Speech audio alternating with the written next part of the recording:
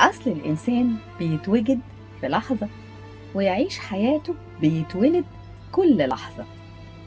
لحظات ولادتها متيسرة، ولحظات بعيد عن السامعين متعثرة.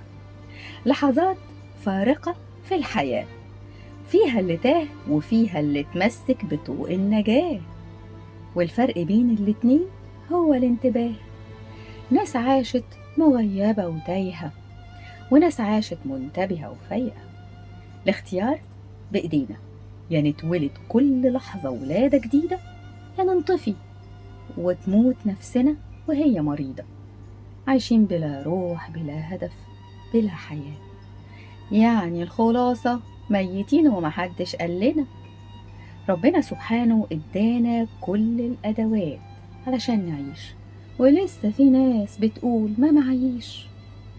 هم دول اللي زلزلتهم قربت وولادتهم اتعثرت. في ايدك الاختيار، يا تتولد يا تتوئد. وعجبي